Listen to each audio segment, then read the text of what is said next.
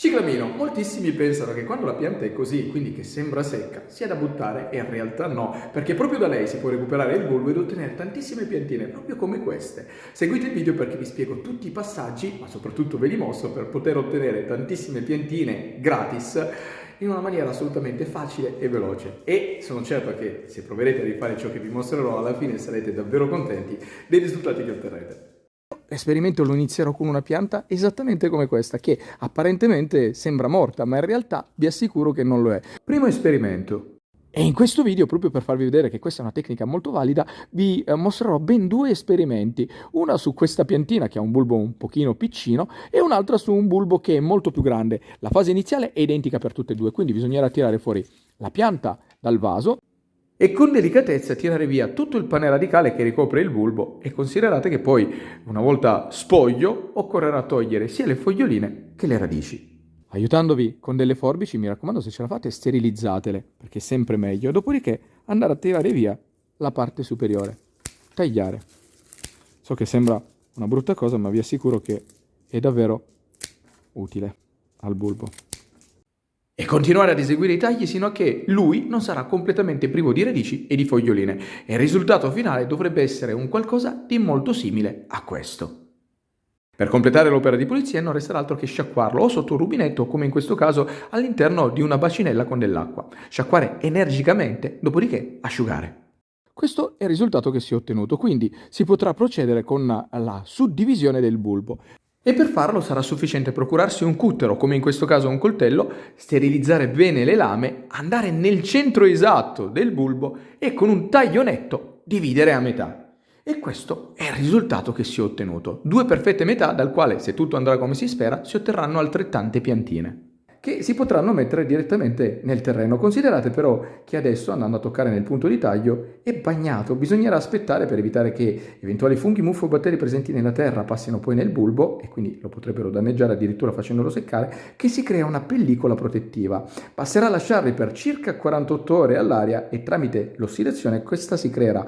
Se si volessero abbattere i tempi e quindi non aspettare neanche un minuto, esiste un trucco, ovvero quello di utilizzare della supercolla e andarla ad applicare in tutti i punti che adesso sono bagnati.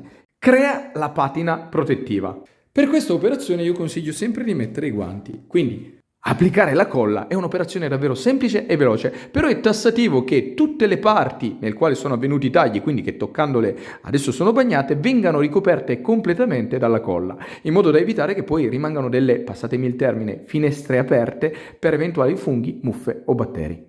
Trascorsi pochissimi minuti, riprendendo il tutto, questo è ciò che si è ottenuto. Guardate il film protettivo che si è creato grazie alla colla, sembra quasi vetro e vi assicuro che dalla terra all'interno del bulbo non passerà nulla. Quindi, arrivati a questo punto, si potrà procedere senza problemi alla messa in dimora degli stessi. Semina. Procurarsi un vaso che abbia un diametro tra i 5 e i 10 cm e riempirlo, se ce la fate, con della torba di buona qualità, ma in alternativa anche del terriccio universale, purché soffice, drenante e, ripeto, anche questo di buona qualità andrà benissimo. Dopodiché prendere una delle due metà del bulbo e andarla ad inserire all'interno. La cosa importante è che le radici vadano verso il basso, nel foro che andremo a fare, e dove nascevano le foglioline e i fiorellini verso l'alto. Se questo è alto circa 2 cm, allora anche il foro dovrà essere di circa 2 cm perché la parte superiore non dovrà essere interrata in questo modo. Quindi prendere un cucchiaio, aiutarsi, fare un foro, dopodiché andare ad inserire in questa maniera il bulbo e rinzaffare il terreno tutto intorno, così. E l'operazione è ultimata. Non resta altro che prendere un vaporizzatore e bagnare il terreno molto abbondantemente. Ripetere la stessa operazione anche per l'altra metà del bulbo. Esperimento numero 2. La stessa cosa la si potrà ripetere anche per bulbi più grossi, proprio come questo.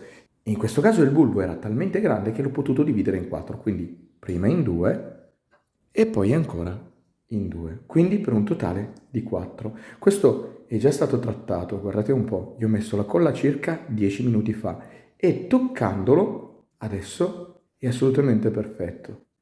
Esattamente come per l'esperimento precedente, basterà procurarsi un vaso, 10 cm di diametro saranno perfetti, e riempirlo con la stessa miscela, dopodiché andare ad interrare tutti i quarti di bulbo che abbiamo ottenuto. Quando andrete ad interrare lui, però mi raccomando, fate in modo che la parte che vada all'interno del terreno sia soltanto quella che avete tagliato. Per intenderci, questa parte, quella dove poi andranno a nascere i nuovi germogli, non dovrà essere coperta dal terreno, quindi soltanto fin qua, dove è avvenuto il taglio. E fare questa operazione così, guardate, andarla a interrare e poi rinzaffare il terreno tutto intorno. E alla fine dell'operazione, questo è il risultato che dovreste ottenere. Prendere un vaporizzatore e bagnare il terreno molto abbondantemente, anche da subito, perché dato che abbiamo sigillato con la colla, il bulbo non si renderà nemmeno conto di essere stato tagliato.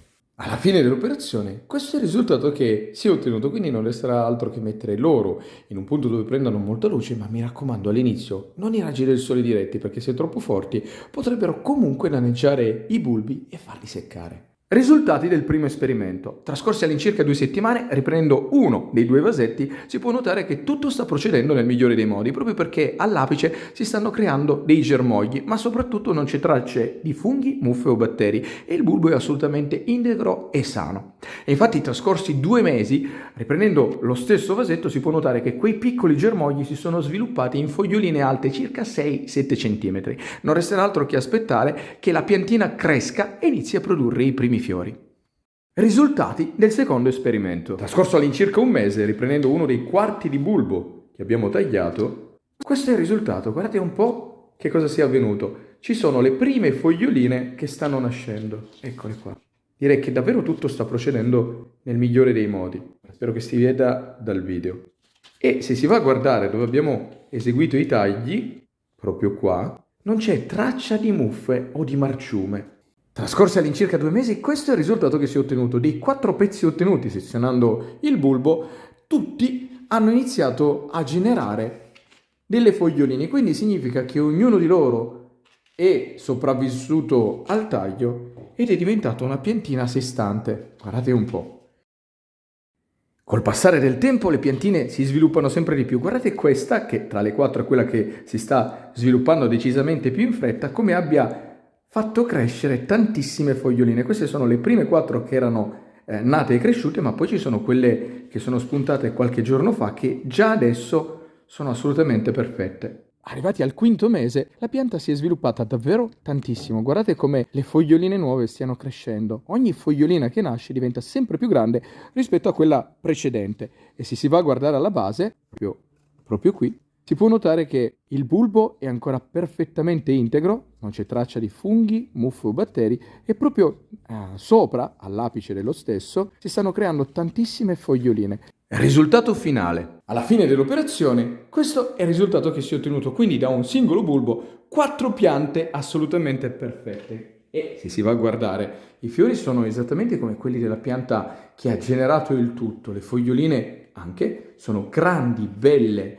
e sane e soprattutto il bulbo che era stato ricoperto con la terra si è rigenerato completamente. Guardate, non si vede nemmeno il taglio, non si vede veramente nulla, si è completamente rigenerato. Andando alla base si vedono foglioline e fiori nuovi, quindi a fronte dei risultati ottenuti si può affermare senza ombra di dubbio che questo sia un risultato davvero incredibile, considerando tra l'altro che si è partito da un qualcosa che comunque molti purtroppo buttano.